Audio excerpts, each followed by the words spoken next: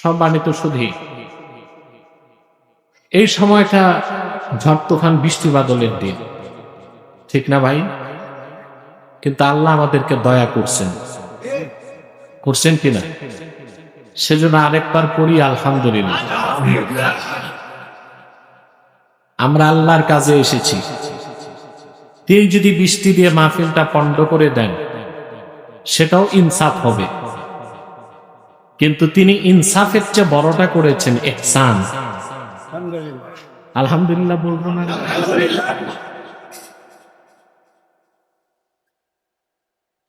আমি নারায়ণগঞ্জ থেকে যতটুক সময় আপনাদের এখানে এসে পৌঁছেছি, এতক্ষণে আমি চট্টগ্রাম যেতে পারতাম। সড়কের যে বেহাল দশা, বড় বড় গর্ত, মোটামুটি তেলাপিয়া মাছ চাষ করা যায়, যানজটে নাকাল অবস্থা। আপনারা জানেন আমি প্রত্যন্ত অঞ্চলে রাতে আসি না, দিনে আসি। আর দিনে তো উড়ে চলে আসি, টের পাওয়া যায় না। গাড়িতে আসতে গেলে প্রচন্ড সময় অপচয় হয়, কষ্টটা খুব বেশি হয়ে যায়। কিন্তু যতই কষ্ট দুঃখ ছিল আমার, আপনাদের এই হাস্যোজ্জ্বল চেহারাগুলো দেখে আমার সব দুঃখ দূর হয়ে গেছে। আমি আপনাদের সামনে সূরা আলে ইমরান থেকে দুটো আয়াত তেলাওয়াত করেছি, 30 এবং 31। খুব সংক্ষেপে এই দুটো আয়াতকে কেন্দ্র করে কিছু কথা আপনাদের সামনে বলার চেষ্টা করব ইনশাআল্লাহ। আমরা প্রস্তুত আছি?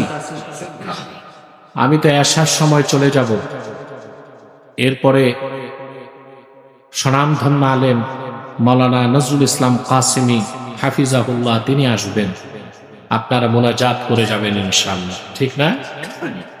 এখন যে বসছি নিয়ত ঠিক আছে তো? আমরা উঠা বসা করব না, বরং যারা দাঁড়িয়ে আছে তাদেরকে বলবো বিনয়ের সাথে বসে যাবার জন্য। আমাদের মাহফিলগুলোতে অনেক সময় অমুসলিমরাও আসে, হিন্দুরাও আসে না? তারা আসলে বসতে চায় না, লজ্জা পায়। তা আমরা মনে করি না বসুক, যেমনে আছে দাঁড়ায় থাক। ওই রকম অমুসলিম ছাড়া মুসলমান যারা আছেন আল্লাহর হস্তে বসেন।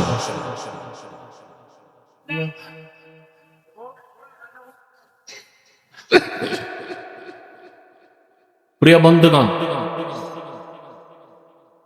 এরপরও যে বসে নেয় মনে করবেন সে বয়রা।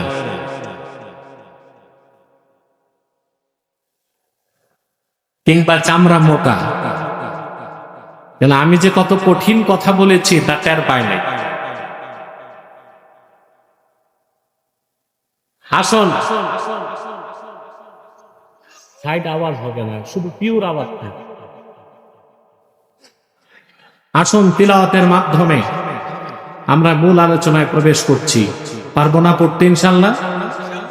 পড়ুন। আউযু বিল্লাহি মিনাশ শাইতানির রাজীম। বিসমিল্লাহির রাহমানির রহিম। قل إن كنتم تحبون الله فاتبعوني يحببكم الله ويغفر لكم ذنوبكم والله غفور رحيم قل أطيعوا الله والرسول فإن تولوا فإن الله لا يحب الكافرين আল্লাহ তাআলা বলেন, কুল ইন কুনতুম তুহিব্বুনাল্লাহ, মুহাম্মদ সাল্লাল্লাহু আলাইহি সাল্লাম আপনি মানব জাতিকে বলুন, যদি তোমরা আল্লাহকে ভালোবেসে থাকো, ফাত্তাবিউনি, তাহলে আমার অনুসরণ করো। আমরা আল্লাহকে পেতে চাই না? নামাজ, রোজা, হজ, যাকাত, ইবাদত বন্দেগীর উদ্দেশ্য কি? ভাই, মহিলার কণ্ঠে না, পুরুষের কণ্ঠে বলুন, কাকে পেতে চাই? আল্লাহ বললেন, প্রিয় হাবিব আপনি বলুন, যদি তোমরা আল্লাহকে ভালোবেসে থাকো ফাত্তাবিউনি, আমার অনুসরণ করো। তাহলে বোঝা যাচ্ছে রাসূলুল্লাহর অনুসরণ বাদ দিয়ে আল্লাহকে পাওয়া, আল্লাহকে মহব্বত করা শুধু কঠিন না, অসম্ভব। ঠিক কিনা? যদি আমরা রাসূলুল্লাহর অনুসরণ করি, আল্লাহ আমাদের জন্য দুটো কাজ করার ওয়াদা করেছেন। ইউহিব্বুকুমুল্লাহ, স্বয়ং আল্লাহ তোমাদেরকে ভালোবাসবেন। ওয়া ইয়াগফির লাকুম যুনুবাকুম, আর তোমাদের জিন্দেগীর সমস্ত গুনাহ রাশিকে আল্লাহ মাফ করে দিবেন। ওয়াল্লাহু গফুরুর রহিম, আল্লাহ তাআলা ক্ষমাশীল, তিনি অতীব দয়ালু। বলেন সুবহানাল্লাহ। এটা হচ্ছে 30 নম্বর আয়াত। বাংলাদেশে এই আয়াতের উপর যথেষ্ট ব্যাখ্যা আলোচনা হয়। পীর সাহেবগণ, বুজুর্গগণ, আলোচকগণ এই আয়াতের উপর ব্যাখ্যা করেন, কিন্তু দুঃখজনকের পরের আয়াতের কোনো ব্যাখ্যা আলোচনা বাংলাদেশে হয় না। পরের আয়াতের আলোচনা ঠিক তারপরে আয়াতে আল্লাহ বলে দিয়েছেন, কুল আতিউল্লাহ ওয়ার রাসূল ফাইন তাওয়াল্লাউ ফাইন্নাল্লাহা লা ইউহিব্বুল কাফিরিন। প্রিয় হাবিব মুহাম্মদ সাল্লাল্লাহু আলাইহি ওয়াসাল্লাম, আমার পক্ষ থেকে আপনি ঘোষণা দিন, তোমরা আল্লাহর আনুগত্য করো, তার রাসূলের আনুগত্য করো। যদি আল্লাহ তার রাসূলের আনুগত্য থেকে মুখ ফিরায় নাও, ফাইন্নাল্লাহা লা ইউহিব্বুল কাফিরিন, নিশ্চয় আল্লাহ কাফেরদেরকে কখনো পছন্দ করেন না। এটা একটু কঠিন কথা না? কথা বলে না। এই জন্য 30 নম্বর আয়াতের ব্যাখ্যা হয়, ওখান থেকে ওয়াজ হয়, কিন্তু 31 নম্বর আয়াতের ব্যাখ্যা কিংবা ওয়াজ কম হয়। হয় না যে তা না, খুব কম হয়। তার মানে রাসূলুল্লাহর অনুসরণটা ঐচ্ছিক বিষয় না, আবশ্যিক। রাসূলুল্লাহর অনুসরণ যারা করবে না, আল্লাহ তাদেরকে কাফের বলে ঘোষণা দিয়েছেন। কখনোই তারা বেহেশতে যেতে পারে না, আল্লাহর সাথে তাদের তাআল্লুক, সম্পর্ক হতে। আমার ভাইয়েরা, জটিল কথাগুলোকে আমি সহজ করে বলছি, কান খোলা আছে তো? মনোযোগ আছে তো? এই পৃথিবীতে ইসলাম ছাড়া যত তন্ত্র আছে, মতবাদ আছে, ধর্ম আছে, ওই ধর্মগুলোর মানুষ যারা আছে, তারা তাদের ধর্মগুলো পালন করে আল্লাহকে পাওয়ার জন্য। উদ্দেশ্য তাদের ভালো, কিন্তু তরিকাটা খারাপ। উদ্দেশ্য, তরিকা খারাপ, ভুল। ভুল কোন তরিকা, ভুল কোন পদ্ধতিতে ইবাদত বন্দেগী করে কখনোই আল্লাহ তাআলার সন্তুষ্টি বা ভালোবাসা পাওয়া যাবে না। শুধুমাত্র রাসূলুল্লাহ সাল্লাল্লাহু আলাইহি সাল্লামের দেখানো পথ এবং মত, দ্বীন ইসলামের মধ্যে প্রবেশ করে রাসূলুল্লাহর অনুসরণ করলেই আল্লাহকে ভালোবাসা সম্ভব হবে, আল্লাহর বান্দা হওয়া যাবে, জান্নাত পাওয়া যাবে। সুবহানাল্লাহ। আমি দৃষ্টান্ত দিচ্ছি। এই আয়াত কেন নাজিল হলো, ইমাম কুরতুবী লেখেন, ইহুদিরা দাবি করত, ইহুদিদের বিশ্বাস ছিল উজাইর হচ্ছে আল্লাহর বেটা। নাউজুবিল্লাহ বলবেন না? তারা বলতো আমরা উজাইরের ইবাদত করি আল্লাহকে পাওয়ার জন্য। খ্রিস্টানরা বলতো ঈসা হচ্ছে আল্লাহর বেটা। নাউজুবিল্লাহ। তারা ঈসার ইবাদত করত কেন? তাদের দাবি ছিল আল্লাহকে পাওয়ার জন্য। উজাইর এবং ঈসা আল্লাহর বেটা ছিল না, নগণ্য দাস ছিল। আর মারিয়াম ছিল আল্লাহর নগণ্য দাসী। ওরা আল্লাহকে পেতে চাইতো ভুল তরিকায়। কোন তরিকায়? মক্কায় যত কুরাইশ কাফের ছিল, আবু জেহেল সহ, ওরা কেউ নাস্তিক ছিল না, ওরা আস্তিক ছিল। আমার আল্লাহর অস্তিত্বকে তারা বিশ্বাস করত। তারা 360টা দেব দেবীর পূজা করত। কল্পিত লাত মানাত উজ্জা 360টা দেব দেবীকে খোদা মানত। কেন মানত? কেন ইবাদত করত? তাদেরও চাওয়া ছিল, তাদেরও দাবি ছিল আল্লাহকে পাওয়ার জন্য। মক্কায় কুরাইশ যারা ছিল কাফের, নাস্তিক কেউ ছিল না, সবাই কি ছিল? আস্তিক। আল্লাহকে বিশ্বাস করত, কিন্তু আল্লাহ এক এটা বিশ্বাস করত না। 360টা দেব দেবী খোদা নামের বেহুদা, এগুলোর ইবাদত করত, এগুলোর তোয়াফ করত। কেন করত? আল্লাহকে পাওয়ার জন্য। নাউজুবিল্লাহ বলবেন না? আল্লাহ রাব্বুল আলামিন কোরআন কারীমে বলেন, ওয়ালা ইন সাআলতাহুম মান খালাকাস সামাওয়াতি ওয়াল আরদা লা ইয়াকুলুন্নাল্লাহ। প্রিয় হাবিব মুহাম্মদ সাল্লাল্লাহু আলাইহি ওয়াসাল্লাম, মক্কার কাফেরদেরকে আপনি যদি জিজ্ঞেস করেন এই আকাশ এবং জমিন কে সৃষ্টি করেছে, তারা জবাব দিবে নিশ্চয় আল্লাহ সৃষ্টি করেছেন। আবার আল্লাহ তাআলা বলেন, হাবিব আমার, তাদেরকে জিজ্ঞেস করা হোক, আল্লাহকে যেহেতু বিশ্বাস করে আল্লাহকে বাদ দিয়া মানুষের হাতে গড়া কল্পিত দেব দেবীগুলোরে খোদা মানে কেন? ওরা জবাব দিয়েছে, মা না'বুদুহুম ইল্লা লিয়ুকাররিবুনা ইলাল্লাহি যুলফা। আমরা এই 360টা দেব দেবীর ইবাদত করি যেন তারা আমাদেরকে আল্লাহর কাছে পৌঁছায় দেয়। তাহলে ইহুদিদের, খ্রিস্টানদের আর পৌত্তলিকদের উদ্দেশ্য ছিল আল্লাহকে পাওয়া, কিন্তু তরিকা ছিল কি? জোরে বলতে হবে। আল্লাহ রাব্বুল আলামিন আয়াত নাজিল করে বলে দিলেন, কুল ইন কুনতুম তুহিব্বুনাল্লাহ, প্রিয় হাবিব আপনি বলে দিন, যদি তোমরা আল্লাহকে ভালোবেসে থাকো, ফাত্তাবিউনি, আমার অনুসরণ করো।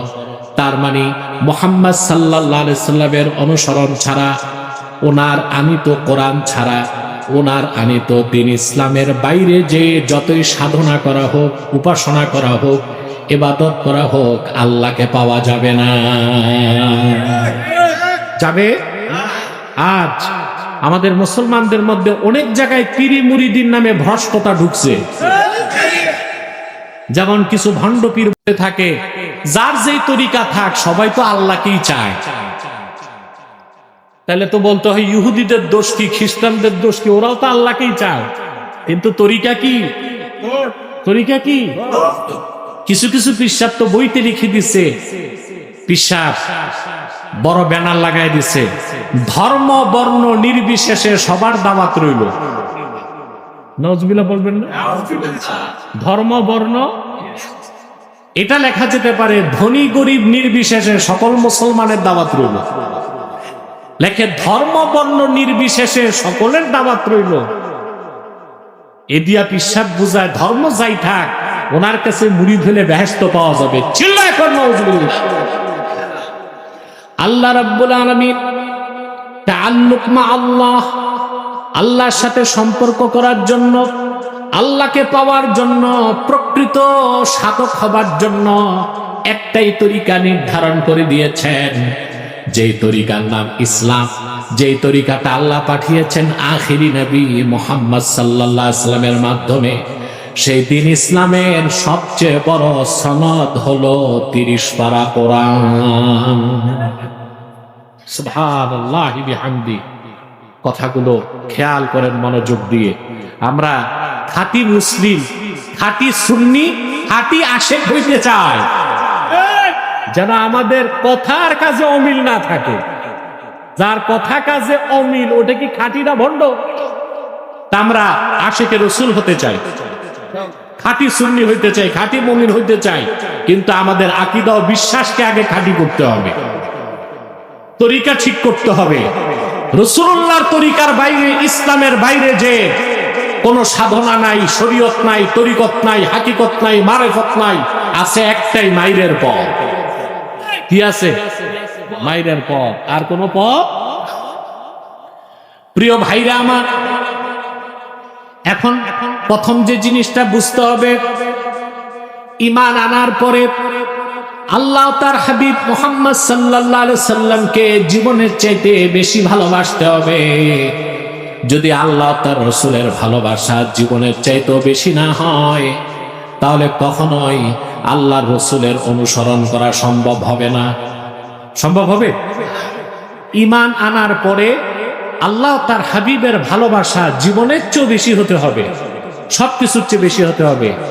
বাবা মা, আত্মীয় স্বজন, বিত্ত বৈভব, দুনিয়া, টাকা পয়সা, অর্থ করি, এমনকি নিজের জীবন থেকেও বেশি ভালোবাসা হতে হবে আল্লাহর জন্য, তার হাবিবের জন্য। ঠিক কিনা বলেন? আমরা কি এটার প্রমাণ দিতে পেরেছি? পারি নাই। দাবি করি কিন্তু প্রমাণ দিতে পারি নাই। আমি আপনাদেরকে একটা তথ্য শোনাচ্ছি, তাফসীর কুরতুবীতে এসেছে, আল্লাহ তার রাসূলের ভালোবাসায় সাহাবায়ে কেরাম সম্পদ, দুনিয়াদারি শুধু বিসর্জন দেন নাই, নিজেদের জীবনও বিসর্জন দিয়েছেন। ঠিক কিনা? আল্লাহ তার রাসূলকে কিভাবে ভালোবাসতে হয় তার মডেল ছিলেন সাহাবায়ে কেরাম। সুবহানাল্লাহ বলবেন না? আপনারা কি ঘুমাচ্ছেন? আমাদের মাঠটা আল্লাহর রহমতে আস্তে আস্তে ভরে যাচ্ছে। বাকি লোকগুলো বসলে কিন্তু সুন্দর হয়ে যেত পরিবেশ। ওনারা বসবে না, ওনারা খান বাহাদুর আসানুল্লাহর নাতিপুতি। নিচে বসতে লজ্জা পাচ্ছে। ভাই, মাটির মানুষ, মাটিতে বসবা, এত চিন্তা করো কেন? আপনারা ঘুমাচ্ছেন না তো? কে কে ঘুমান দেখি, হাত উঠান। এরা কি পৃথিবীর মানুষ না মঙ্গল গ্রহ থেকে আসছে? প্রিয় ভাইরা, এই দিক তাকান, আমার দিকে তাকান। কথা শুনতেছেন? তাফসীর কুরতুবীতে এসেছে, কান পেতে শোনেন। লাম্মা আমারা রাসূলুল্লাহ সাল্লাল্লাহু আলাইহি ওয়াসাল্লাম বিল হিজরাতি মিন মক্কাতিল মুকাররামাতি ইলাল মদিনাতিল মুনাওয়ারাহ جعل الرجل يقول لأبيه والأب لابنه والأخ لأخيه والرجل لزوجته إنا قد أمرنا بالهجرة। রাসূলুল্লাহ সাল্লাল্লাহু আলাইহি ওয়াসাল্লাম দ্বীনের দাওয়াত মক্কা মুকাররমায় দিয়েছেন 13 বছর। এটা তো জানেন। 13 বছরের শেষ লগ্নে আল্লাহ হুকুম করছেন, হাবিব এবার মক্কা থেকে মুমিনদেরকে, সাহাবীদেরকে মদিনা মুনাওয়ারায় হিজরত করতে বলেন। আপনিও হিজরত করুন, তাদেরকেও হিজরত করতে বলুন। একবার দৃশ্যটা চিন্তা করেন মুসলমান। মক্কা মুকাররমায় দেখা গিয়েছে একই ঘরে পিতা ছিলেন মুমিন, ছেলে ছিল কাফের। যেমন সিদ্দিকে আকবর ছিলেন মুমিন, তার ছেলে আব্দুর রহমান ছিলেন কাফের।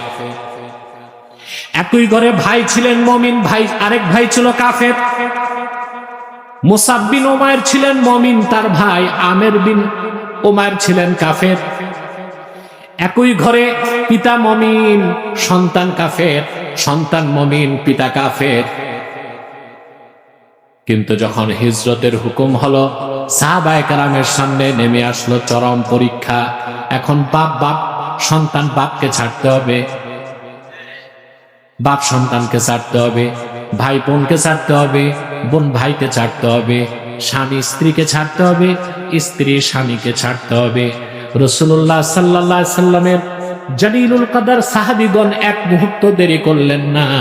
তারা সবাই বাড়িঘর, বাবা মা, আত্মীয় স্বজন সব বাদ দিয়া রাসূলুল্লাহর মহব্বত আর আল্লাহর মহব্বতে মদিনা মুনাওয়ারায় চলে গেলেন। কিছু সাহাবী চিন্তা করতে লাগলেন, এতদিনের সম্পর্ক কেমনে জানি, এতদিনের সম্পর্ক। কিছু সাহাবী হিজরত করতে বিলম্ব করছিলেন। আল্লাহর পক্ষ থেকে কঠোর হুঁশিয়ারি আসলো, ইয়া আইয়ুহাল্লাযীনা আমানু লা তাত্তাখিযু আবাআকুম ওয়া আবনাআকুম আউলিয়া ইন ইসতাহাব্বুল কুফরা আলাল ঈমান।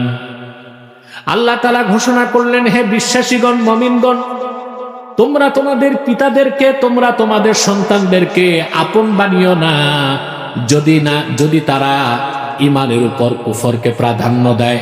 অর্থাৎ তারা যদি ঈমানকে প্রাধান্য না দেয়, কুফরকে প্রাধান্য দেয়, তোমরা যারা মুমিন তাদের সাথে তাদের কোনো সম্পর্ক রাখা যাবে না। সাহাবায়ে কেরাম বাকিরাও অন্যান্য সাহাবীগণ হিজরত করছেন, তারপরও কিছু সাহাবী রয়ে গেলেন। এতদিনের সম্পর্ক, কি সম্পর্ক, পিতা পুত্র, ভাই ভাই, ভাই বোন, স্বামী স্ত্রী, এটা কঠিন পরীক্ষা না ভাই? জিটা তো ঠিক মতো করলেন না। কথা বোঝা যাচ্ছে? শব্দে শব্দে আমার প্রতিটা শব্দ বোঝা যাচ্ছে? সারা শব্দ দিবেন, তাহলে আমি বুঝবো যে আমি কবরস্থানে না, মাহফিলে আছি। কিছু সাহাবী রয়ে গেলেন, তারা তখন হিজরত। এবার আল্লাহর পক্ষ থেকে চূড়ান্ত ঘোষণা আসলো সূরাতুত তাওবাতে। আল্লাহ 24 নম্বর আয়াত নাজিল করে দিলেন, কুল ইন কানা আবাউকুম ওয়া আবনাউকুম ওয়া ইখওয়ানুকুম ওয়া আজওয়াজুকুম ওয়া আশীরাতুকুম ওয়া আমওয়ালুন ইকতারাফতুমুহা ওয়া তিজারাতুন তাকশাউনা কাসাদাহা ওয়া মাসাকিনু তারদাউনাহা আহাব্বা ইলাইকুম মিনাল্লাহি ওয়া রাসূলিহি ওয়া জিহাদিন ফি সাবিলিহি ফাতারাব্বাসু হাত্তা ইয়াতিয়াল্লাহু বিআমরিহি ওয়াল্লাহু লা ইয়াহদিল কওমাল ফাসিকিন। আল্লাহ রাব্বুল আলামিন চূড়ান্ত ঘোষণা করলেন, মুহাম্মদ সাল্লাল্লাহু আলাইহি ওয়াসাল্লাম আপনার সাহাবীদেরকে বলে দিন। আল্লাহ কি বলছে শুনেন, ইন কানা আবাউকুম ওয়া আবনাউকুম ওয়া ইখওয়ানুকুম ওয়া আজওয়াজুকুম ওয়া আশীরাতুকুম, যদি তোমাদের পিতাগণ, তোমাদের সন্তানগণ, তোমাদের ভাইগণ, তোমাদের স্ত্রীগণ, তোমাদের নিকটাত্মীয়গণ, তোমাদের সেই অর্জিত মাল যা তোমরা অর্জন করেছ এবং সেই ব্যবসা, যেই ব্যবসার লস হওয়াকে তোমরা ভয় পাও, আর সেসব বাড়িঘর, সুরম্য বাড়িঘর যেগুলোকে তোমরা প্রচন্ড পছন্দ করো, এ সব কিছু যতক্ষণ পর্যন্ত না আল্লাহ তার রাসূলের ভালোবাসা বেশি না হবে, ফাতারাব্বাসু, তাহলে অপেক্ষা করো, হাত্তা ইয়াতি আল্লাহু বিআমরিহি, আল্লাহর পক্ষ থেকে আল্লাহ সিদ্ধান্ত নিয়ে আসার আগ পর্যন্ত। তার মানে আল্লাহর পক্ষ থেকে তোমাদের উপর আযাব আসবে, দুঃখ আসবে, কষ্ট আসবে, বিপর্যয় আসবে, যুদ্ধ আসবে। আল্লাহ স্পষ্ট করে দিলেন, যতক্ষণ পর্যন্ত পিতাদের থেকে, সন্তানদের থেকে, ভাইদের থেকে, স্ত্রীদের থেকে, প্রতিবেশীদের থেকে, ব্যবসা থেকে, বাড়িঘর থেকে, সহায় সম্পদ থেকে, অর্জিত মাল থেকে, এমনকি নিজের জীবনের চেয়ে বেশি যতক্ষণ পর্যন্ত মুমিনরা আল্লাহ তার রাসূলকে ভালো না বাসতে পারবে, ততক্ষণ পর্যন্ত আল্লাহ তাদেরকে মুসলমান মুমিন বলে স্বীকৃতি দিবেন না।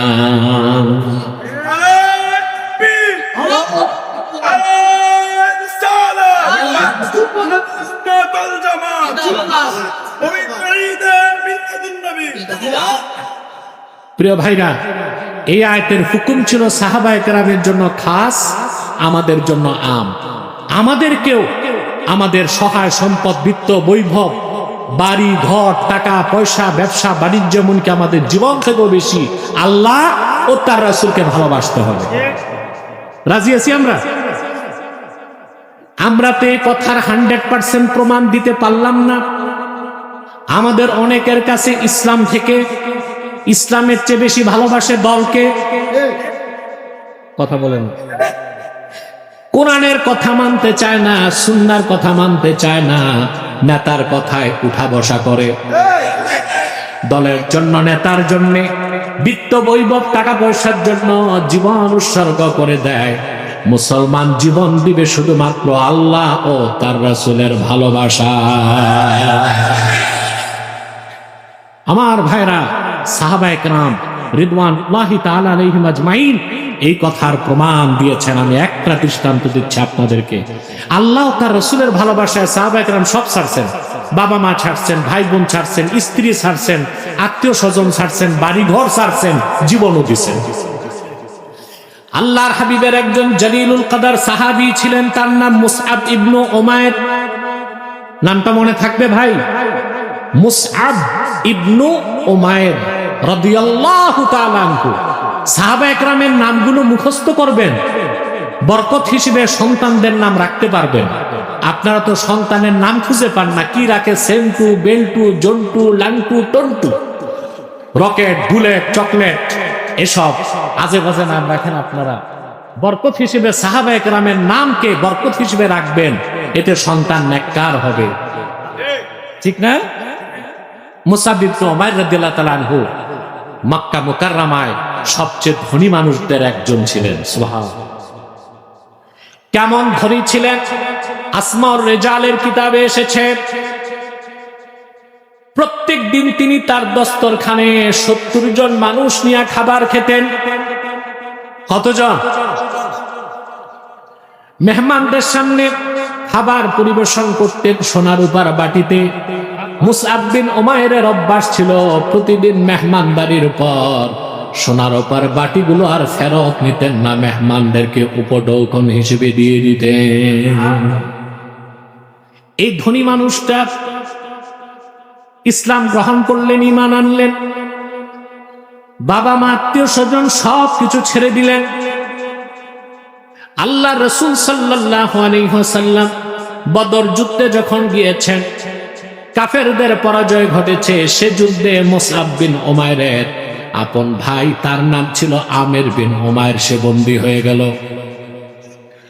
আমির বিন উমাইর সাহাবা একরামের কানে এসে বলল, সাহাবীগণ, আমি আল্লাহর রাসূলের বিশিষ্ট সাহাবী মুসআব বিন উমাইরের আপন ভাই।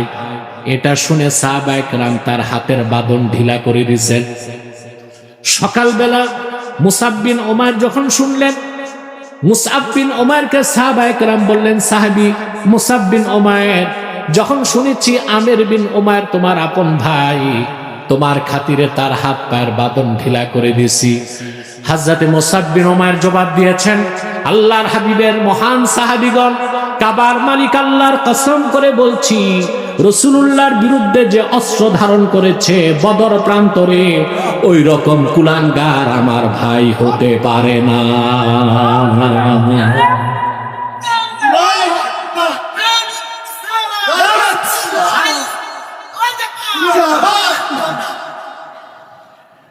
উহুদ যুদ্ধের সময়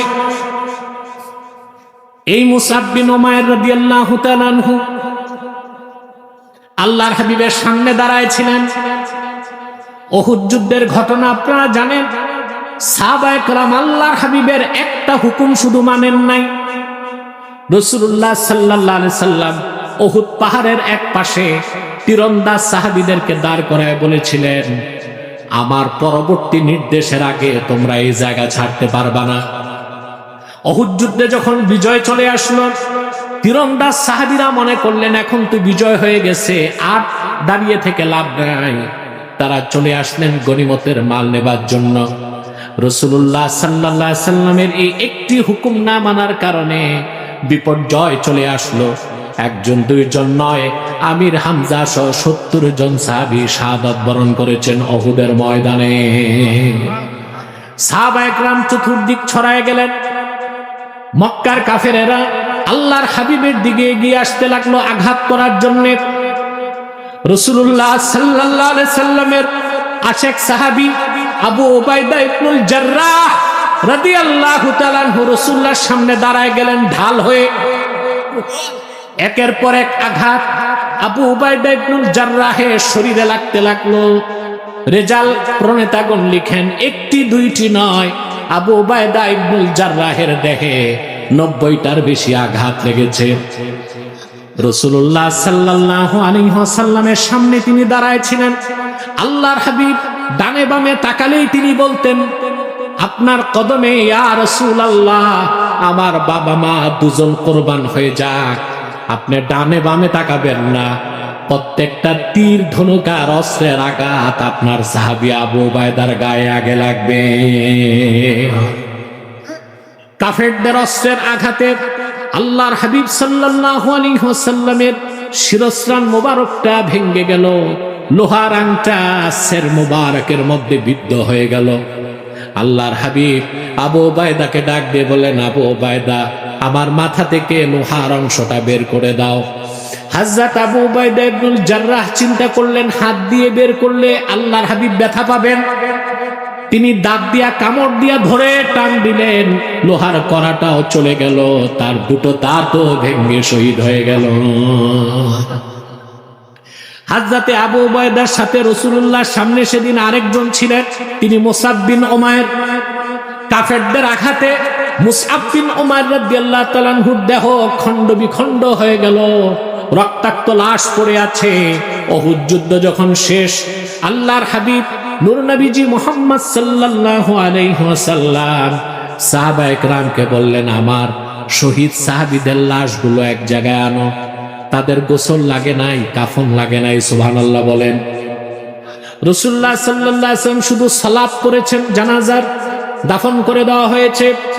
হযরতে মুসআব বিন উমাইরের লাশ যখন সামনে আনা হলো, সারাটা শরীর রক্তে রঞ্জিত হয়ে আছে। আল্লাহর হাবিব বললেন, ও সাহাবীরা, এ হলো আমার মুসআব বিন উমাইর। ওয়ালাকাদ রাআইতুহু ওয়া আলাইহি বুরদান লা তুরাফু কিমাতুহুমা ওয়া ইন্না শিরাকা না'আলাইহি মিন যাহাবিন। এই মুসআবকে আমি দেখেছি ধনী অবস্থায় এমন দুটো চাদর সে গায়ের মধ্যে জড়াতো, যার মূল্য জানা ছিল না। আর আমার মুসআব যে জুতাটা পায়ে দিয়ে হাঁটতো, সেই জুতার ফিতা ছিল খাঁটি সোনার তৈরি। সব দিলেন, বাপ ভাই আত্মীয় স্বজন পরিবার পরিজন সব ছাড়লেন, মক্কা থেকে হিজরত করে মদিনাতুল মুনাওয়ারাতে চলে আসলেন। উহুদ ময়দানে নিজের জীবনটা আল্লাহর রাসূলের কদমে উৎসর্গ করে দিলেন। বলেন সুবহানাল্লাহ। আমরাও আল্লাহ রাসূল সাল্লাল্লাহু আলাইহি ওয়াসাল্লামকে সাহাবায়ে কেরাম যেভাবে ভালোবাসতেন ওইভাবে ভালোবাসতে চাই, তাহলেই আল্লাহ রাসূলের তরিকা দ্বীন ইসলামকে মানা সম্ভব হবে, ওনার সুন্নতকে মানা সম্ভব হবে। ঠিক কিনা বলেন মুসলমান? আমার ভাইয়েরা, আল্লাহর হাবিব নবীজি মুহাম্মদ মুস্তাফা সাল্লাল্লাহু আলাইহি ওয়াসাল্লাম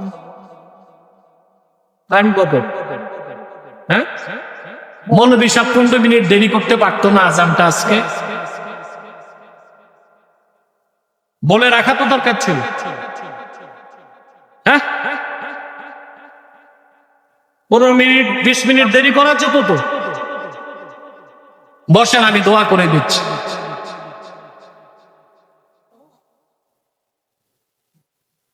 তোমরা বলো নাই কমিটিকে? নামাজ গ্লাস লাগা করে ফেলবে, শব্দ যায় না ভিতরে, শুধু আজানটা হবে। এরপরে না, এটা তো ঠিক না। তারা কি তোমাদের কাতারে নাই না অন্য মানুষ? রিকোয়েস্ট শুনবে না কেন? হাজার হাজার লোক বসে আছে, 10-15 মিনিট পরেও তো আজান হতে পারত। হ্যাঁ, সমস্যা আছে নাকি?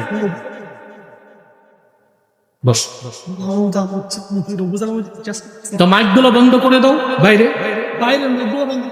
সব বন্ধ করে দাও, ভিতরে দাও, ভিতরে হরেন চলবে।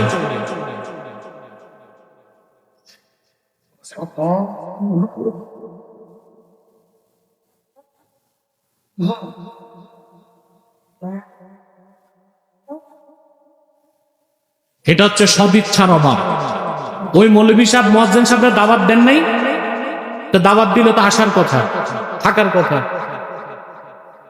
আমরা আমাদের ভিতরটা পরিষ্কার করতে পারলাম না, এটাই দুঃখ। সাধারণ জনগণের দোষ নাই, দোষ এই মৌলভীদের মধ্যে। আল্লাহ এদের হেদায়েত করুক। বাইরে মাইক বন্ধ করে দাও, ভিতরে আওয়াজ থাকলেই চলবে। আপনারা যারা আছেন বসে যান, আর 10-15 মিনিটে আমি বক্তব্য শেষ করে দিচ্ছি ইনশাআল্লাহ। প্রিয় ভাইরা, বাইরে আওয়াজ যাচ্ছে না তো? ঠিক আছে।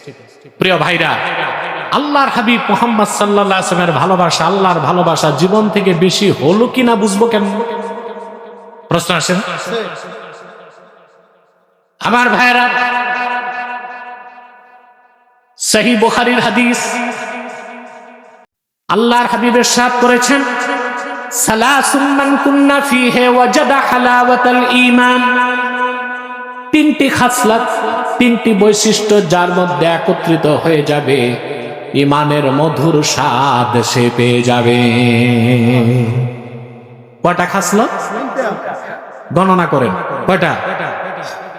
প্রথম হচ্ছে মান কানা আল্লাহু ওয়া রাসূলুহু আহাব্বা ইলাইহি মিম্মা সিওয়াহুমা। প্রথম খাসলত হচ্ছে ব্যক্তির নিকট আল্লাহ তার রাসূল মুহাম্মদ সাল্লাল্লাহু আলাইহি ওয়াসাল্লাম সকল কিছুর চেয়ে অধিক প্রিয় হবেন। বলেন সুবহানাল্লাহ। দুই নাম্বার খাসলত ওয়া মান ইউহিব্বুল মারআ লা ইউহিব্বুহু ইল্লা লিল্লাহ। ব্যক্তি ব্যক্তিকে ভালোবাসবে শুধুমাত্র আল্লাহর জন্য। তিন নাম্বার হচ্ছে ওয়া মান ইয়াকরাহু আই ইয়াউদা ফিল কুফরি বাদা ইদ আনকাযাহুল্লাহ কামা ইয়াকরাহু আইয়ুলকা ফিন নার। ঈমান আনার পরে, মুমিন হবার পরে আবার কাফের হওয়াকে সে ওই রকম অপছন্দ করবে যেভাবে তাকে জ্বলন্ত আগুনে নিক্ষেপ করাকে অপছন্দ করবে। অর্থাৎ সে তার জীবন দিবে, ঈমান দিবে না। কটা খাসলত?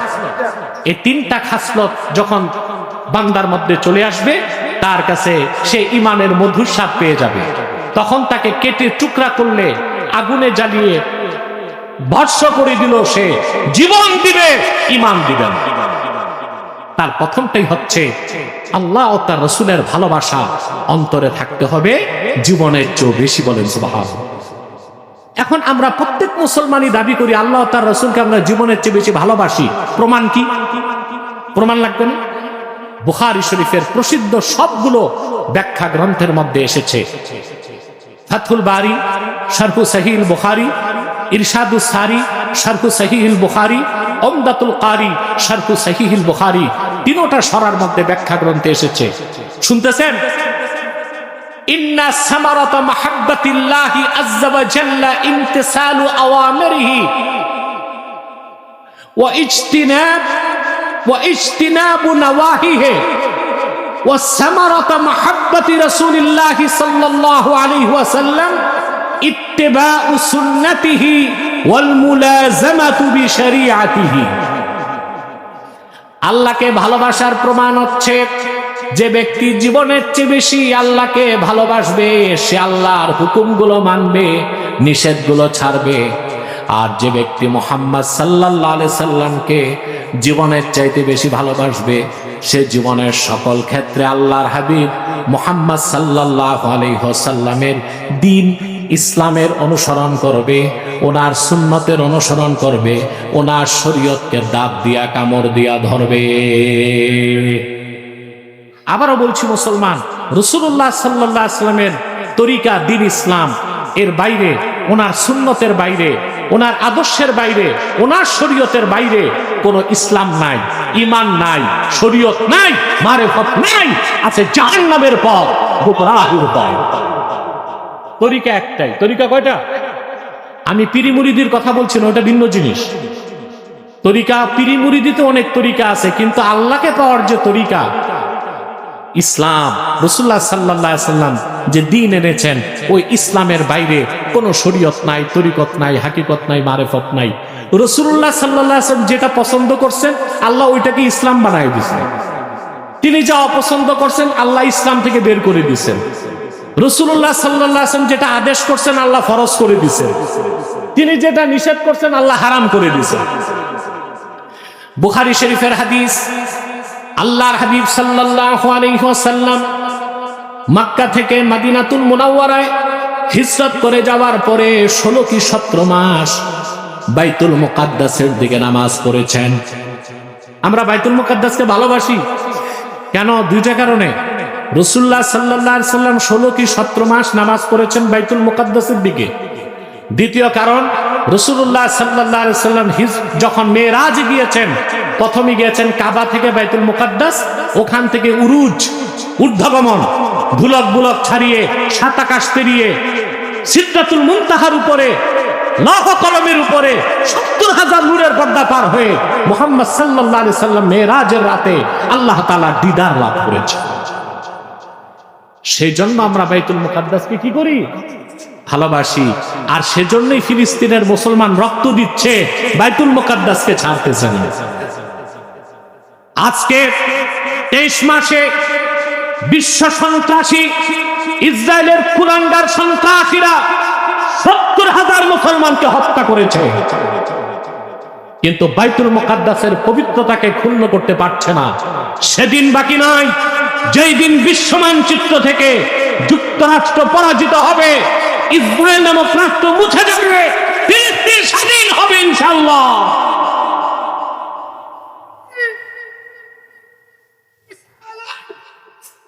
ইসলামের শত্রুরা কুরআন সুন্নাহর আলো। প্রিয় ভাইরা, বাইতুল মুকাদ্দাসের দিকে রাসূলুল্লাহ সাল্লাল্লাহু আলাইহি ওয়াসাল্লাম কত মাস নামাজ পড়েছেন? 16 কি 17 মাস, এখানে সাক্ষ্যের রাবী আছে। কিন্তু আল্লাহর হাবিবের হিজরতের পরে মনের টানটা ছিল কাবার দিকে, কারণ কাবা নির্মাণ করছেন হযরত ইব্রাহিম, তারও আগে নির্মাণ করছিলেন হযরত আদম। সুবহানাল্লাহ, মনের টান কোন দিক ছিল? কিন্তু আল্লাহর হাবিব মুখ ফুটে বলতেন না। সুবহানাল্লাহ, আল্লাহর হাবিব মুখ ফুটিয়ে বলতেন না, শুধু আকাশের দিকে তাকাতেন। আল্লাহ তাআলা ডাক দিয়ে বললেন, কদ নারা তাকাল্লুবা ওয়াজহিকা ফিস সামা। প্রিয় হাবিব মুহাম্মদ সাল্লাল্লাহু আলাইহি ওয়াসাল্লাম, আপনি বারবার আকাশের দিকে তাকান, তা আমি দেখি, তার মানে দেখতে ভালো লাগে। সুবহানাল্লাহ বলেন।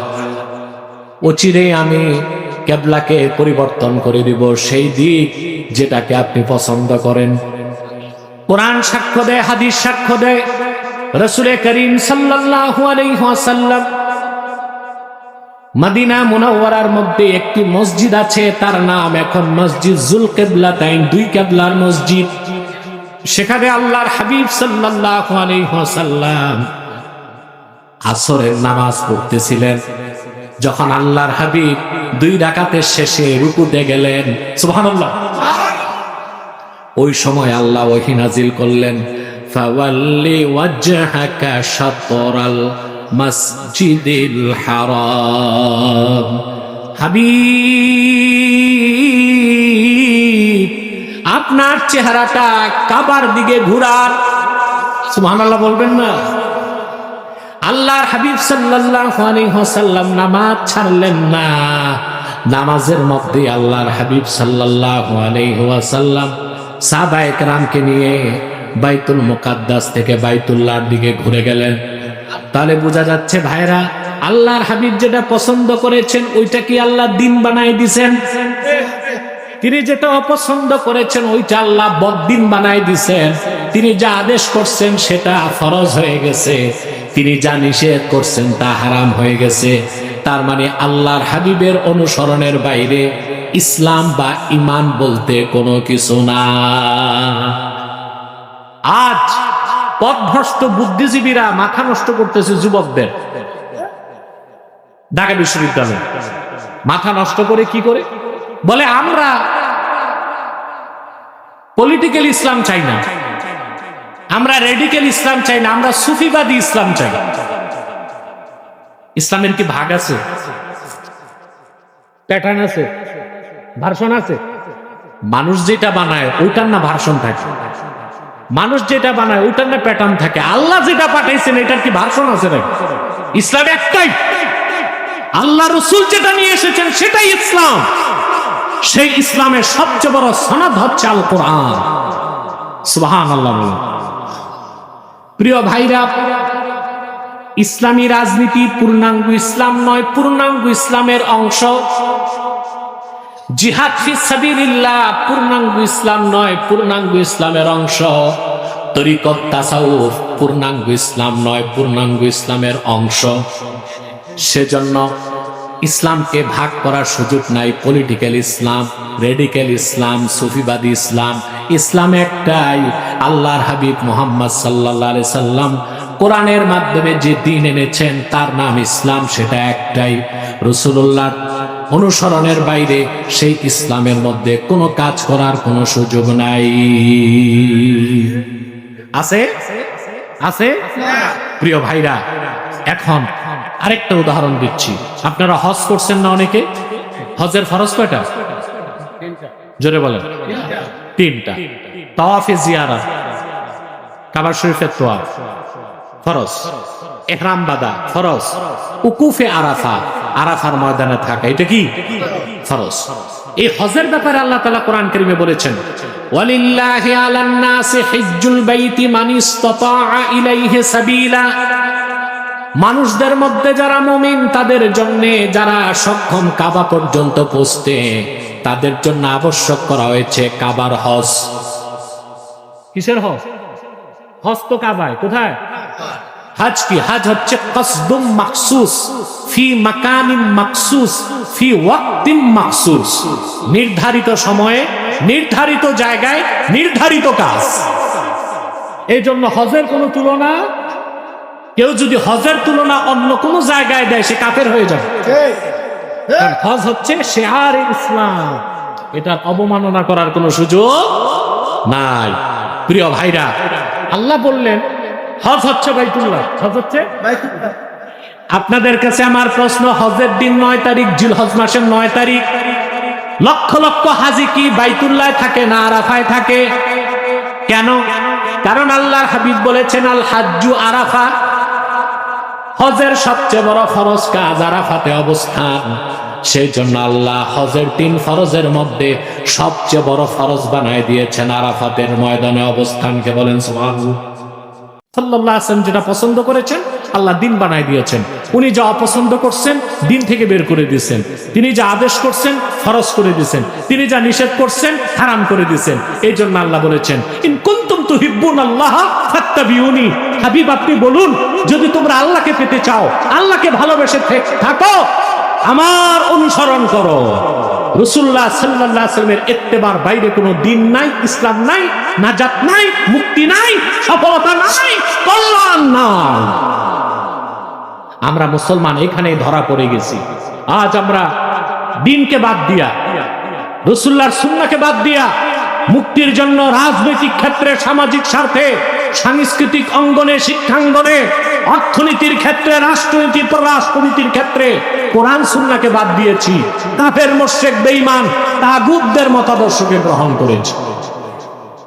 এটাই আমাদের ধ্বংসের, পতনের একমাত্র কারণ। মুসলমান, আমরা যদি এই মানব রচিত তন্ত্রমন্ত্র মতবাদ থেকে মুখ ফিরাতে পারি, রাসূলুল্লাহর সুন্নাহের মুখাপেক্ষী হতে পারি, আল্লাহ তাআলা আমাদেরকে জান্নাত দিবেন। শুধু তা না, জান্নাতও দিবেন, দুনিয়াতেও আল্লাহ আমাদেরকে নেতৃত্ব, কর্তৃত্ব, সম্মান এনে দিবেন। বলেন সুবহানাল্লাহ। আবু দাউদ শরীফের হাদিস, মনোযোগ দিয়ে শোনেন। আমাদের মুসলিমদের উপর কেন নির্যাতন হচ্ছে সারা দুনিয়ায়? 57টা মুসলিম রাষ্ট্র আমরা, কতটা? 200 কোটি মুসলমান। কত?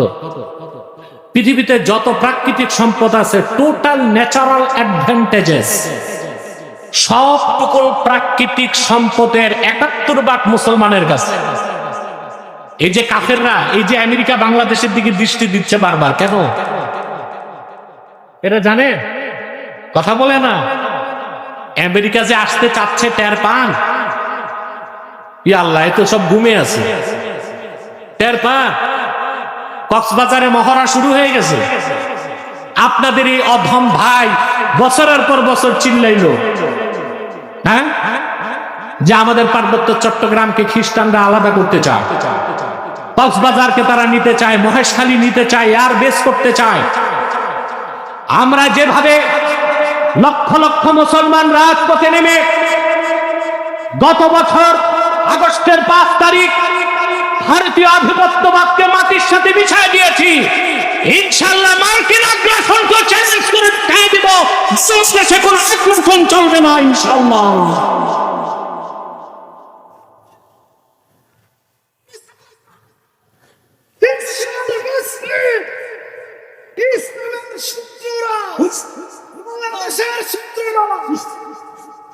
আমাদের সমস্যা 2 দল দালাল, একদল ভারতের দালাল, আরেক দল আমেরিকার দালাল। আমরা দোনো দালাল, দোনো টাইপের দালালদেরকে রেড কার্ড দেখাবো। এই দেশ মুসলমানের দেশ, মুসলমান রক্ত দিয়ে দেশ স্বাধীন করেছে।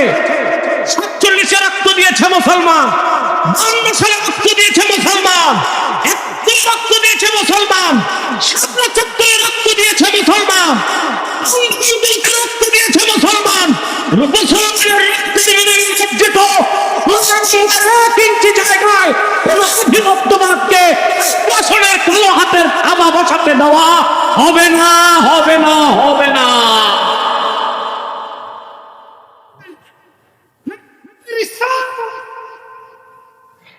আমাদের দেশে সম্পদ আছে, কি পরিমাণ সম্পদ আছে চিন্তা করতে পারবেন না। রেয়ার আর্থ মিনারেল, এই যে রকেট চলে দেখছেন, এখানে যে ব্যাটারি থাকে, আকাশে স্যাটেলাইট আছে কতগুলো জানেন? 11,000-এর বেশি স্যাটেলাইট আছে মহাশূন্যে, 11,000-এর বেশি।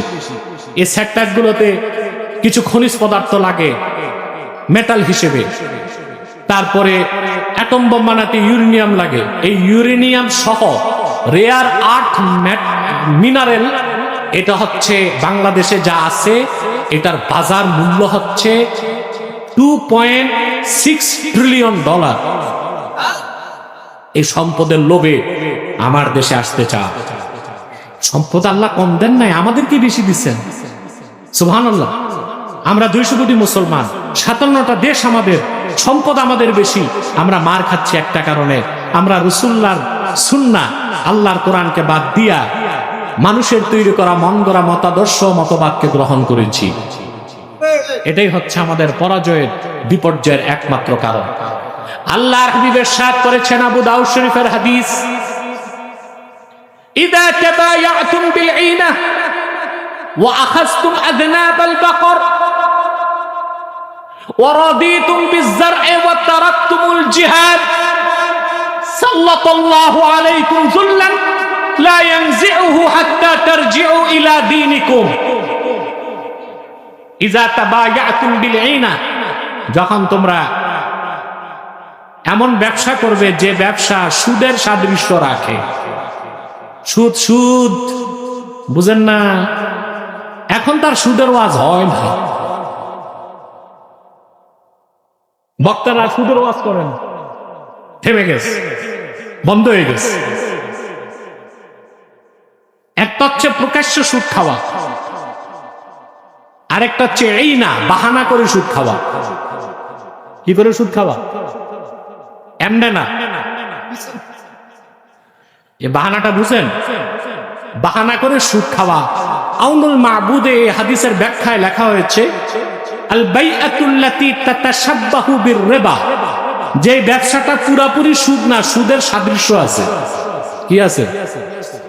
এমন অনেক ব্যবসা আপনারা বাংলাদেশে করেন, যেমন ইটের ভাটাতে যে ইট কিনে রেখে দেয় সিজনে, অন্য সিজনে সুদে সহ টাকা নিয়ে আসে, ইট বাড়িতেও গেল না, ধরলো না, আছে না এটা?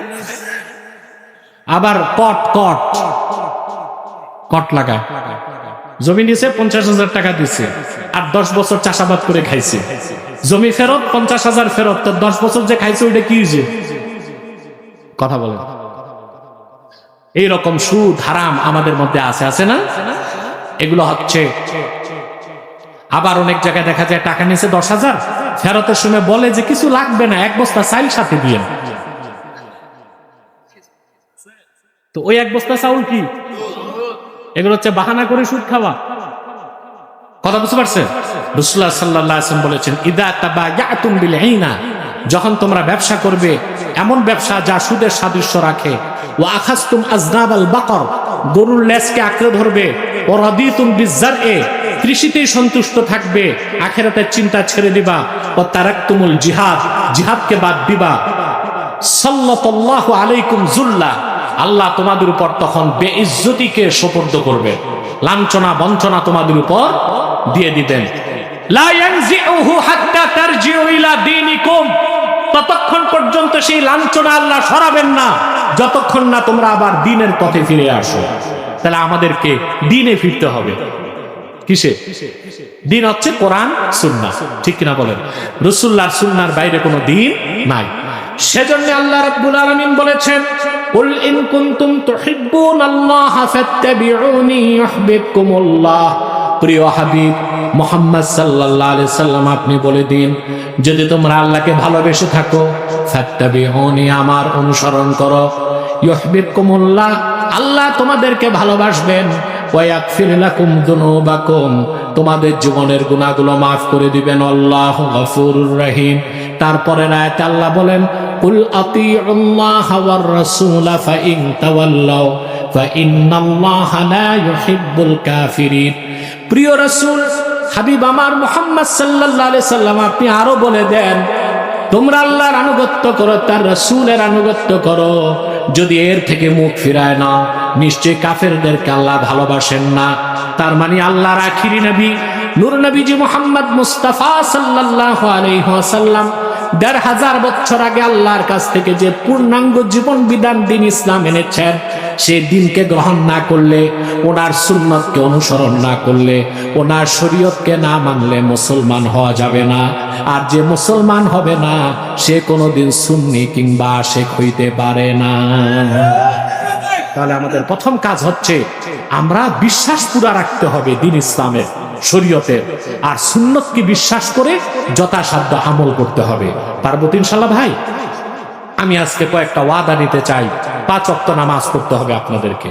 খাঁটি সুন্নি আশিক যদি হতে চান, আমরা সবাই ইসলামকে বিশ্বাস করি, সুন্নতকে বিশ্বাস করি, ঘাটতিটা আমাদের আমলের মধ্যে, ঠিক কিনা? 5 ওয়াক্ত নামাজ কারা কারা পড়বো হাত তুলে দেখো, হাত লম্বা করুন, বলেন ইয়া আল্লাহ ওয়াদা করছি আজ থেকে 5 ওয়াক্ত নামাজ জামাতের সাথে পড়ব। যদি ছুটে যায় তওবা করে কাজা হিসেবে আদায় করে নিব। হাত নামা। কয়েকটা সুন্নতের অভ্যাস আপনাদের রাখতে হবে, প্রচুর রহমত বরকত পাবেন। তার একটা হচ্ছে দস্তরখানে খাবেন। কিসের দস্তরখান কিনতে টাকা লাগবে? দস্তরখানে কি করবেন? খাবার খাবেন। আর মেসওয়াক করবেন। কয়বার মেসওয়াক করবেন? 5 ওয়াক্ত নামাজে 5 বার করবো আমরা ইনশাআল্লাহ ভাই। বলেন দস্তরখানে খাবো। দুপুরে খাবার পর সময় নাই, 1 মিনিটের জন্য শুইবেন, তাহলে আপনি কাইলুলা করার সওয়াব পেয়ে যাবেন। রাতে খাবারের পর বাইরে যেতে পারতেছেন না, আপনার বেডরুমে একটু হাঁটাহাঁটি করেন, তাহলে আপনি রাতে খাবার পর হাঁটার যে সুন্নত, এই আমলের সওয়াব পেয়ে যাবেন। আমরা সুন্নত তরিকায় জীবন যাপন করবো, পারবো তো ইনশাআল্লাহ? আসুন একটু সালাত ও সালাম করে দোয়া করবো আমরা, যেন আল্লাহ আমাদের দোয়াকে কবুল করে নেয়। পারবো না ইনশাআল্লাহ? মহব্বতে সাল্লাল্লাহু আলা মুহাম্মাদ সাল্লাল্লাহু আলাইহি ওয়াসাল্লাম, সাল্লাল্লাহু আলা মুহাম্মাদ সাল্লাল্লাহু আলাইহি ওয়াসাল্লাম। ইয়া নবী সাল্লাল্লাহু আলাইকা, ইয়া রাসূল সালামু আলাইকা, ইয়া হাবিব সালামু আলাইকা, সালাতুল্লাহ আলাইকা। বখতে কা চমকে सितारा, हाजिरी का हो इशारा, देख कर रोज़ा प्यारा, फिर कहे हम खादिम तुम्हारा। या नबी सलाम अलैका, या रसूल सलाम अलैका, या हबीब सलाम अलैका, सलावतुल्लाह अलैका। मुहम्मदुर रसूलुल्लाह सल्लल्लाहु अलैहि वसल्लम, खतमल्लाहु बिही النبوة وحكما لا نبي بعده. يا نبي سلام عليك، يا رسول سلام عليك، يا حبيب سلام عليك، عليك بلغ العلا بكماله كشف الدجى بجماله حسنت جميع خصاله صلوا عليه আসুন আমি সংক্ষিপ্ত একটা দোয়া করব না চলে যাই আবার তো এশার জামাত হবে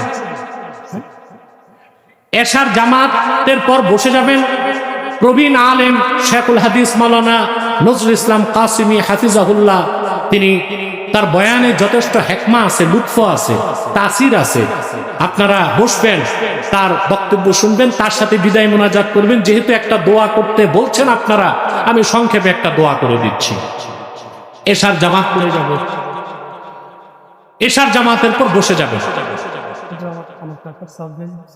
কার নাদির নাদির আহমদ আইয়ুব তার জন্য দোয়া করবেন তার সার্জারি হয়েছে আর তার ভাই হসপিটালে তার জন্য দোয়া করবেন খাস করে আচ্ছা আচ্ছা হ্যাঁ তার দাদা দাদির জন্য দোয়া করবেন আর এ তো আমার স্নেহের একটা নিষ্ঠ কর্মী তার জন্য খাস দোয়া করবেন আসুন অনেকেই আছে দোয়া চাওয়ার মতো ফয়সাল আছে আমার ছাত্র সাজিদুল বাড়ি আসকালানি সেও আসছে আরো অনেকে আছে আবু বকর কোথায় এদের জন্য দোয়া করবেন এখানে ওলামায়ে কেরাম যারা আছেন সবার জন্য দোয়া করবেন জি দাঁড়াও না ربنا ظلمنا أنفسنا وإن لم تغفر لنا وترحمنا لنكونن من الخاسرين আল্লাহ তাআলা পবিত্র ঈদ মিলাদুন নবী সাল্লাল্লাহু আলাইহি সাল্লাম উপলক্ষে আজকের এই মহতি মাহফিলে তোমার অসংখ্য জাকের শাকের বান্দা নিয়ে হাত তুলেছি পর্দার আড়ালের মা বোনেরা আছে এতগুলো মানুষের মধ্যে যার দুটো হাত তোমার ভালো লাগে আল্লাহ তার দুটো হাতের বিনিময়ে আল্লাহ রব্বুল আলামিন আমাদের জিন্দেগীর সমস্ত গুনাহ খাতা তুমি মাফ করে দাও হৃদয়ের গভীর থেকে দোয়া করি আল্লাহ তোমার আখিরি নবী নূর নবীজি আমার মুহাম্মদ মুস্তাফা সাল্লাল্লাহু আলাইহি ওয়াসাল্লাম আজ থেকে ১৫০০ বছর আগে দুনিয়া থেকে বিদায় নিয়েছেন হায়াতুন নবী হিসেবে জান্নাতুল ফিরদাউস রওজা মুবারকে বিশ্রাম নিয়েছেন মাবুদ জীবনে একবার তোমার আখিরি নবী নূর নবীজি আমার মুহাম্মদ মুস্তাফা সাল্লাল্লাহু আলাইহি ওয়াসাল্লামের জান্নাতুল ফেরদাউস রওজা মুবারক উপস্থিত হয়ে গো আল্লাহ তোমার হাবিবের নূরের কদমে দরুদ ও সালামের হাদিয়া দেবার আগে আল্লাহ তুমি ডাক দিও না রব্বুল আলামিন একবার বা একাধিকবার যারা সোনার মদিনায় নূরের মদিনায় যেতে পেরেছি জীবনে বারবার তোমার আখিরি নবী নূর নবীজি আমার মুহাম্মদ মুস্তাফা সাল্লাল্লাহু আলাইহি ওয়াসাল্লামের নূরের শহর মদিনাতুল মুনাওয়ারা জিয়ারতের জন্য তাদের কপালটা খুলে দাও হৃদয়ের গভীর থেকে দোয়া করি আল্লাহ তোমার আখিরি নবী নূর নবীজি আমার মুহাম্মদ মুস্তাফা সাল্লাল্লাহু আলাইহি ওয়াসাল্লামের নূরের চেহারা মুবারক স্বপ্নে একবার দেখে গো আল্লাহ জান্নাত ওয়াজিব হবার আগে তুমি ডাক দিও না মাবুদ একবার বা একাধিকবার যারা তোমার আখিরি নবী নূর নবীজি আমার মুহাম্মদ মুস্তাফা সাল্লাল্লাহু আলাইহি ওয়াসাল্লামের নূরের চেহারা মোবারক স্বপ্নে দেখার সৌভাগ্য লাভ করেছে আল্লাহ জীবনে বারবার দেখার জন্য তাদের কপালটা তুমি জান্নাতি কপাল বানায় দাও আল্লাহ আমাদের অনেকের বাবা নাই অনেকের মা নাই যাদের বাবা মা দুনিয়া থেকে বিদায় নিয়েছে ইমানের দৌলত সিনায় লালন করে তাদের বাবা মা আত্মীয় স্বজন সকলের কবর আযাব মাফ করে দাও আল্লাহ নাদির আহমদ আইয়ুব অপারেশন হয়েছে তাকে তুমি সুস্থ করে দাও আল্লাহ এই ফ্যামিলির যত লোক অসুস্থ আছে তাদেরকে সুস্থ করে দাও তাদের অধিকাংশই আমেরিকা প্রবাসী তাদের প্রবাস জীবনটা কল্যাণময় করে দাও তাদের মুশকিলাতকে আসান করে দাও আল্লাহ আমার কলিজার টুকরা যুবক ভাইগুলোকে তোমার হাতে সঁপে দিলাম প্রত্যেক যুবককে খাঁটি ইমানদার বানায় দাও সহিহ আকীদার ধারক বানায় দাও আহলুস সুন্নাহ ওয়াল জামাতের অনুসারী বানায় দাও প্রত্যেককে তাহরিকে খাতমে নবুয়ত বাংলাদেশের সৈনিক বানায় দাও 5 ওয়াক্ত নামাজি বানায় দাও আল্লাহ যাদের চাকরি নাই চাকরির ব্যবস্থা করে দাও যারা বিদেশ যেতে চায় বিদেশ যাওয়ার স্বপ্ন পূরণ করে দাও আল্লাহুম্মা ইন্না নাতাওয়াসসালু ইলাইকা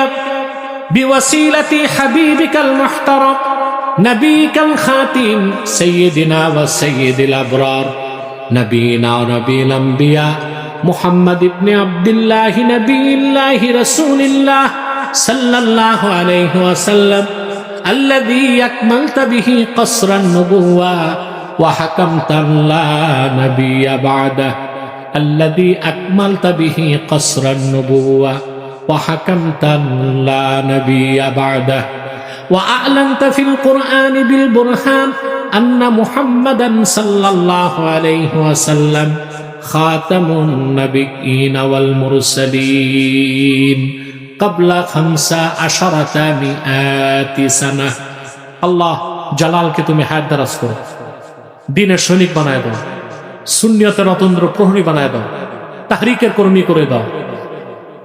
তার মতো যত যুবক এখানে হাত তুলছে প্রত্যেক যুবককে আল্লাহ তুমি তোমার ওলি হিসেবে কবুল করে নাও। আল্লাহুম্মা ইন সাল্লাল্লাহু তাআলা আলা খায়রি খালকিহি নবিয়িনা মুহাম্মাদিন নূরিল্লাহ ওয়া আলা আলিহি ওয়া সাহবিহি আজমাইন বিরহমাতিকা ইয়া আরহামার রাহিমিন।